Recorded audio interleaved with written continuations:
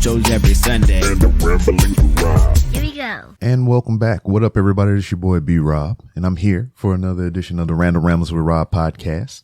I'm going to forego the normal intro this evening, it's not evening, it's afternoon and everything. Getting ready for a big old Patreon episode on RBR Weekly Wrestling Talk. If you're interested in what we're going to be talking about, you can scoot on over to patreon.com/RBR Wrestling. And for $3 a month, you can get exclusive content like what we're going to record today. And it's going to be a barn burner. It's going to be a tier maker. For those of you who don't know what a tier maker is, we're going to have a list of a whole bunch of different items, and we're going to rate them on different levels there, from the best to the least to the worst to the best, and all those cool things. Tier makers to seem to be where it's at lately. And the RBR neighborhood enjoys it. So what is the topic of reveal? Do you want to know? Should I tell you? Yeah. It's going to be classic theme songs. So that's going to be from sitcoms, from movies, television, everything. So we got 4 hosts, and all of us was tasked with curating a list of themes for us all to put in a massive tier maker. I think Noah was tasked with anime and cartoons and those types of themes. I was tasked with classic sitcoms like Green Acres and Family Matters and stuff like that. And Paul, he picked everything else. So movies and other non-sitcom things that you would see on TV and whatnot. And Cody, he has a mystery category. I don't think any of the listeners know what that is, but it'll be a surprise. It'll be a bonus within the bonus that is our Patreon and everything like that. But in other business and other news, I ain't got too much of nothing going on, man. That's why these episodes have been more sporadic as they've been lately. I just recently finished Spider-Man 2, and I was able to do that because I have some free time. I am actually not doing some extra shit. So as with the last 2, what's the studio? Insomniac or whatever the hell, Spider-Man, the Spider-Man Miles Morales, and now Spider-Man 2, I have thoroughly enjoyed these games, especially this last entry. Man, Tony Todd doing the voice of Venom. Spoilers if you didn't know. I mean, you should know. It's all over the promotional materials and whatnot, and you can get you 18 inches of Venom if you got one of those collector's packs. So Tony Todd doing the voice of Venom was a good touch. I mean, he didn't have an extreme amount of dialogue throughout the whole game, but when they amped it up and when they put it on, I mean, just the raspiness and the bass in his voice and everything was a great touch to the Venom character and everything. But I completed the game, beat it 100%. And, yeah, it's a fun time. I collected all the costumes. I did everything. But yeah, that's a fun game. Speaking of, I think I did one of my very seldom video game purchases this year. Probably be one of the last ones of the year. I bought Modern Warfare 3. So I kind of take breaks since they come out annually or whatever. You know, they always making another freaking Call of Duty or Black Ops or whatever. So I took a break between some of the ones that they released, and I went ahead and got this one, you know. So I'll probably take a break again over the next couple of them unless they have a really, really good sale. Then I might jump on it or whatever. But, you know, I've just been having fun shooting people in the face and everything. I very seldom do I get to use my headset and everything. I got an Astro A50 rig here or whatever. So put on the headphones. I got my audio settings in. I got my video game settings in. I looked at a couple of tutorials on YouTube and everything about a primo setup for sound and button mashing and whatnot. So I got that. It's all running and set up. I got a Xbox with a Series 2 Elite controller, and I did not know that the Xbox logo on the controller can be changed to a different color to indicate what button setting you have. So that was a cool little thing that I didn't know, that I just found out, thanks to the power of YouTube and whatnot. So yeah, all kinds of cool things when you learn how to do stuff. But I think I have another project coming up here pretty soon. As you know, I did my closet in my master bedroom. I ripped up all the carpet, put down new flooring, and I custom built some closet shelves and cabinets and all kinds of things like that. So now that I've done this project and it has been done to Mrs. B. Rob's approval, she's already eyeballing my next project. And the next thing is her office. So my oldest child moved out of the house, so her room was vacant. And then my son, he left as well. So that left us with 2 vacant rooms, one of which we turned into my wife's office. So now the boy is back. I'm helping him get some stuff done and everything, because, it's my child. Still young in life. Still don't have a set path. We're still trying to figure that out. So he's back at the house now, which he is crashing in the wife's office, which you would think, hey, he would go in the older child's room, but we had a guest prior to his arrival here, but that person is since gone, and he's still kind of bundled up in my wife's office. We haven't moved him out into the, quote unquote guest room. So I was thinking, why don't you move your office into the quote unquote guest room, older child's room or whatever, because it's bigger than the room that we picked previous or whatever. And we picked the smaller room because, like I said, we had a guest staying with us for a while in the bigger room. So my wife has all kinds of clothes and other things. You know how women be doing. Women be shopping. So she used the guest room, the bigger room. It's kind of like storage. They had a bigger closet in there. So she would put some of the stuff in the closet and, just some of her, other knickknacks that she would put in the guest room. But so I was thinking, well, since a lot of your extra stuff is in the guest room anyway, why don't you take the bigger room and make that your office? So I'm thinking it's just going to be a matter of just taking things out of the old place, putting it in the new place. Now, she seen what I did in the closet. Now she wants the floors done up there as well before she moves all the stuff in there. So now I'm probably going to be doing another flooring project.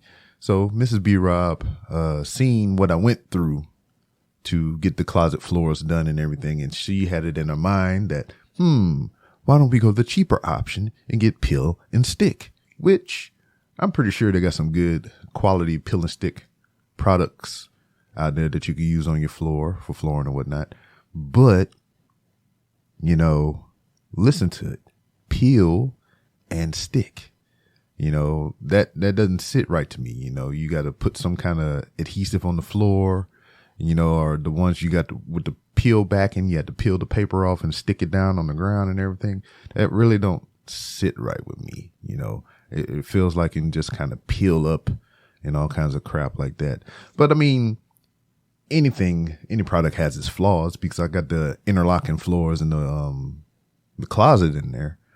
I mean, those things can shift and they can chip and break and all kinds of things. I mean, everything has its flaws, but basically I was against the peel and stick. Didn't sit well with me. I mean, for corners and things like that, it would probably be convenient because you can actually take like a utility knife or something sharp and cut those corners and all kinds of things like that, as to where you have the laminate or the hardwood interlocking planks. You have to have a saw or some sort of cutting machine to cut those, because it's hard, it's wood, or it's laminate, it's stiff stuff or whatever. There's no bend, no flex to it or whatever. You got to use a hammer and a little pry tool to knock in the links and all kinds of stuff to keep it together. So that in itself, you know, it presents more sturdy stability to me over pill and stick, you know? So this is what I did. Kind of helped me or whatever, because I'll do whatever she want. If she want fucking pill and stick, I'll throw some pill and stick down there. But when there's some issues, that's when you come in. That's when you're going to have to remedy that, because I did my part, you know. But I told her to do research. I was like, hey, this is what you do. Look up this pill and stick stuff that you've been obsessed with. Then look up, you know, some stuff similar to what I used in the closet. Matter of fact, I sent her links to the product that I bought to put down in the closet, so she has something comparable. So she did the research, and I have not heard the results that she yielded, so I'm still waiting on that. But the bottom line, I told her, I was like, once you figure out what product you want, you go ahead and you buy you a couple boxes, and then the next pay period, I'll buy a couple boxes. Then the next pay period, you buy a couple boxes. Then the next pay period, I'll get the overage, the rest of what we need to cover the square footage for the room. I think that's a fair deal, fair compromise or whatever. And we'll do the work. You know, mainly it'll be me. I'll have an assistant, which will be Mrs. B. Rob, because this is her shit. I'm doing it for her. So she gonna help this time.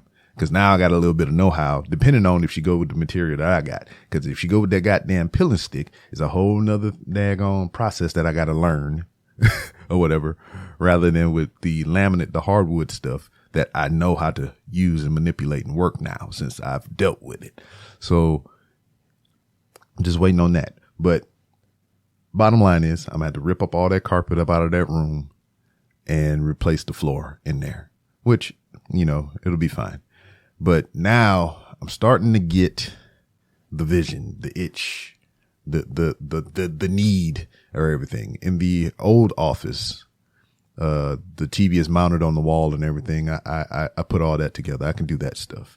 So now she wants the TV mounted on the wall in the new office. So I'm going to take the old one down and put it in the new office and everything. But I've been doing throughout my research for when I was doing the closet and other projects and everything, I've been seeing a lot of videos about how they built in these in-wall entertainment systems and all kinds of stuff like that. So now I'm feeling like I want to build something like that in this new office, because it's more space and I can kind of stretch that out or whatever. And I've always wanted for Mrs. B. Rob. This is something that I wanted for her. You know, she never, you know, said that's what she wanted. I wanted it for her because I know, you know, how she is with literature and books and writing and all kinds of things. I wanted to build her, you know, those library cabinets or whatever, you know, just wall to wall shelving and everything for books and magazines and, you know, papers and things like that. So I'm getting the vision in my head of what I want to build in this room now. So I might be taking that project upon myself after doing the floors. So I kind of got a vision and everything, and it's all going to come to a corner in the room to where it'll be like almost a corner window seat, like a bench type deal or whatever. So it'll have cabinets underneath and have a pillow cushion and a corner spacing in the back to where she can sit on top of it and just bundle up and read books or write or whatever it is, with natural light coming in through the window and all kinds of things. I'm seeing this vision in my head. So once it's up there, I got to get it out. So that's going to be another project that I'm taking on or whatever. I mean, the floor is one thing.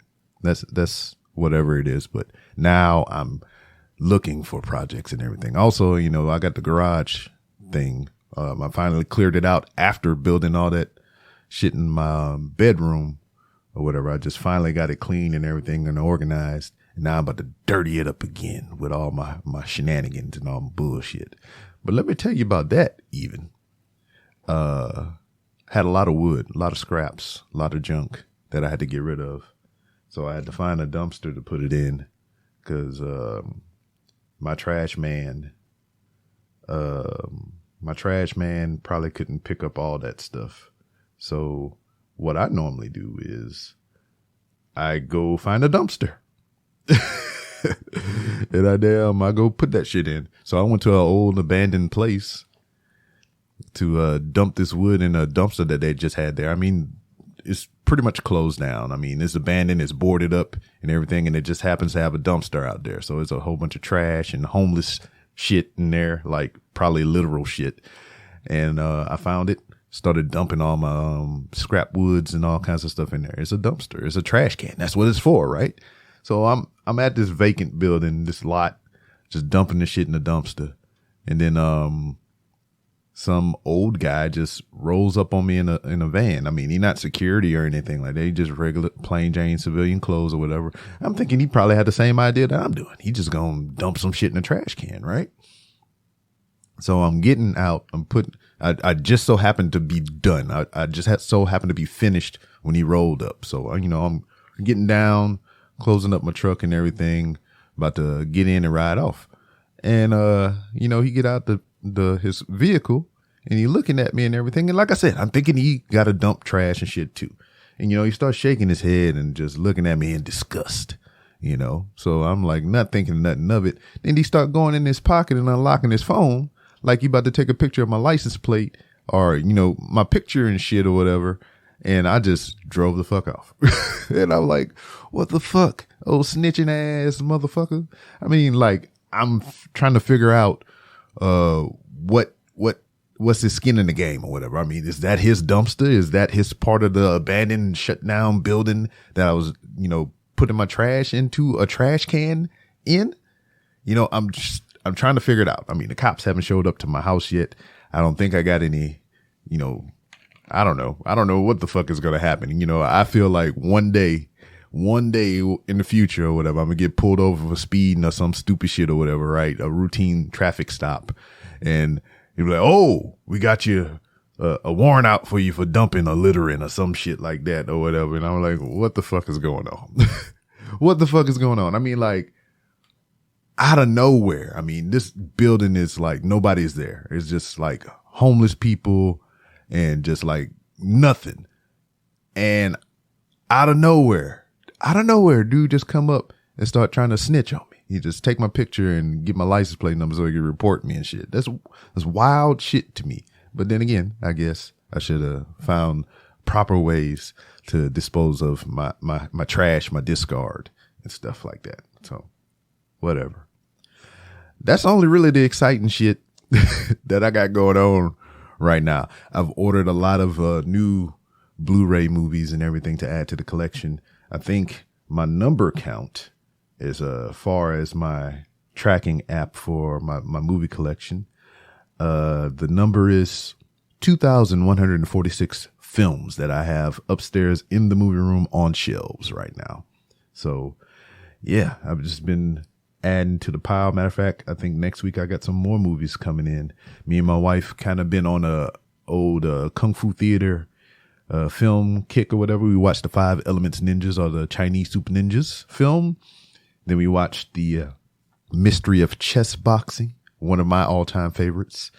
And then now I'm just going down a rabbit hole of all kinds of other things. I just got a sequel to the 5 Elements Ninjas that I did not know about, the Chinese Super Ninjas 2, which has an all-female cast in that one. So I'm interested in the look at that here soon. Got some Jean-Claude Van Damme movies coming at me. I got a Double Impact to where he plays a twin and shit.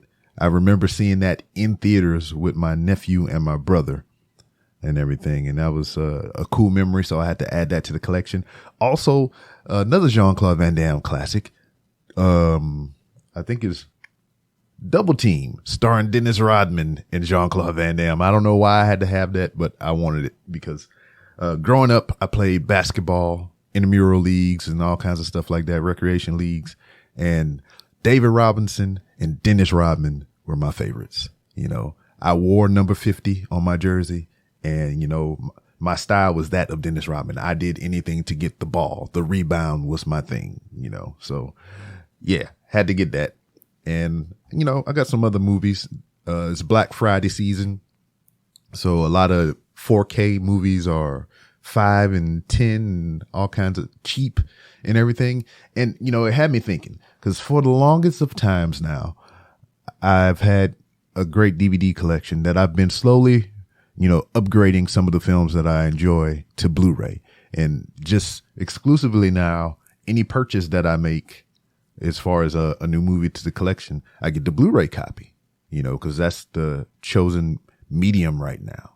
And I'm just like, I wonder how long it's going to take for DVDs to actually phase out. Because, it took a while for VCR tapes and Laserdisc and all that stuff to kind of go away and have DVD be the ultimate format. And then now we got Blu-ray, which beat out HD DVD and everything, another forgotten format. But Blu-ray is kind of here to stay. It's the better sound and visual quality and whatnot. And I'm wondering why they are still making DVDs. Do they have an over surplus of these things or whatever? Because, if you buy a Blu-ray, most times it comes with a DVD player. Or is it just like, there's not a abundance of Blu-ray players out there on the market other than video game consoles and stuff, because you think everybody has those VHS DVD combos still, or the TVs with the built-in DVD players and whatnot, as to why they're still making DVDs. And I never really looked it up. I don't know what the life cycle of VHS tapes or Betamax and all that stuff was before DVD ultimately took over. But I'm trying to figure out what's the fucking holdup. Why do we still have DVDs when Blu-ray is superior, more or less? And then, 4K is here as well. But is 4K going to take over Blu-ray? Should I just be exclusively buying 4K disc now, since they come with Blu-rays, kind of like how the Blu-rays come with DVDs and the 4Ks come with Blu-rays and everything? I have a player to play both. I have a projector that can play both. So, what should I be doing right now? And then, just the way modern times are, I got to take a pause to drink a little bit of water real quick. Getting parched, going on my rant about media. So, with the way things are, hell, I just told you I got Call of Duty 3 digital, no physical box, no disc, no game, just downloaded it from the cloud. Matter of fact, I'm going to turn my shit on right now. As soon as I finish with this, I'm going to give me a couple rounds in. But I don't know. Should I still be collecting physical media? Yes, I am, regardless of what your answer is. But yeah, I'm gonna keep collecting because it's better sound quality as far as home theater things go. And I'm logging in right now. Excuse me. Okay. All right. As far as home theater things go, better sound quality, better picture or whatever. Because, you can stream this stuff in 4K and all kinds of stuff, but that relies on your internet capabilities and whatnot. So if you got trash ass internet, it doesn't matter if they have a 4K streaming or whatever, because your connection is not going to allow you to stream in 4K in, 1440p and all this other high capability formats and whatnot.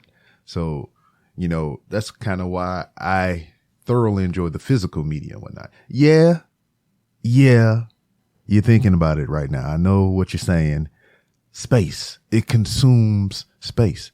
I don't mind. I make space for it, But speaking of space and collectibles and things like that, it's just, I have a ever-growing physical media collection now as far as my retro games have been. I've been collecting freaking video games that have been inspired by movies. So recently I got The Thing, Reign of Fire, the Riddick video games, stuff like that. And then also the ever-growing quest that I'm going on to collect every pro wrestling video game that has been released for a home console. So I'm running out of space for these things because I have them in abundance now. And I found myself just contemplating on other woodworking projects to make to accommodate these things and whatnot. Also, I'm looking at my 3D printer over there that's collecting dust. I need to use that. So I'm looking up some things online to make and print that I can use to kind of display some of these games and things that I've got, and then that's another thing in itself. I print out these displays to display these games that I got, but where I'm gonna put the displays? Got to have space. I got to have room for that. So that is the crux of physical media collecting and things like that. But I will make the space.